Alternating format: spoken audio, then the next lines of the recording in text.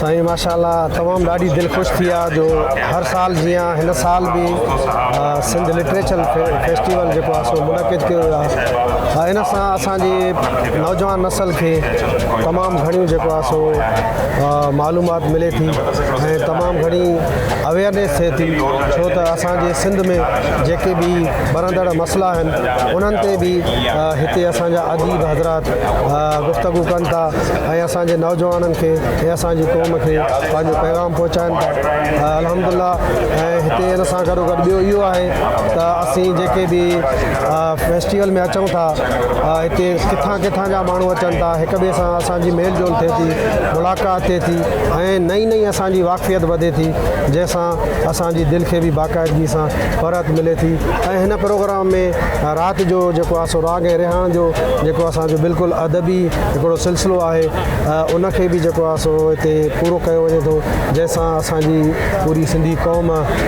पंहिंजे दिलनि खे तमामु ख़ुशी उन्हनि खे हासिलु थिए थी। माशाल्लाह मां हिते अची ॾाढो ख़ुशि थियो आहियां त अल्हम्दुलिल्लाह असांजी सिंध जे कुंड कुर्च खां त छा बल्कि ॿियनि मुल्कनि खां बि असांजी सिंधी बिरादरी ऐं ॿिया माण्हू हिते अची करे हिन मेले में शामिलु थिया आहिनि। त इंशाअल्लाह मां दुआ कंदुसि त इंशाअल्लाह हीउ मेलो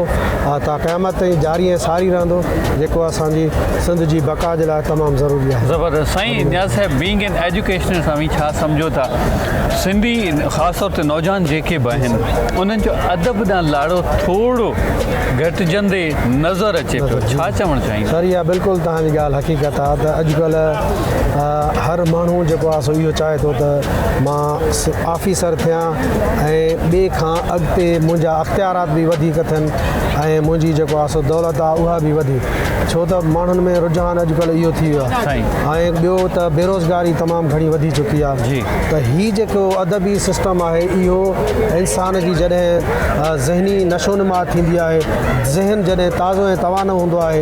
ऐं फ़िक्रनि खां आजो हूंदो आहे त पोइ इंसान जेको आहे सो अहिड़े क़िस्म जे मरहलनि में अहिड़े क़िस्म जी तरह हिन में कैंप्स में ईंदो आहे ऐं अदब जे हिसाब सां कमकार बि कंदो आहे। पर अॼुकल्ह तव्हां ॾिसो था त ख़ासि करे असांजे हिन सिंध जो माहौल में गैर यकीनी वारी सूरत हाल आहे ऐं हर नंढो ऐं वॾो तमामु घणो परेशान आहे, छो त यकीन वारी सूरत हाल इंसान वटि कोन्हे। हिकु त इंसान मुआशी लिहाज़ सां, ॿियो समाजी लिहाज़ सां अहिड़ा त जेको आहे सो असांजे हिन माहौल में हालात पैदा थी चुका आहिनि जो माण्हू पंहिंजे पेट गुज़र में पूरो आहे, जो हिन लिटरेचर जे तरफ़ ॾे ध्यानु तॾहिं घटि आहे। मां पंहिंजी हुकूमत खे इहा गुज़ारिश कंदुसि त असांजे हिन ख़ासि करे हिन सिंध सूबे में अहिड़ा प्रोग्राम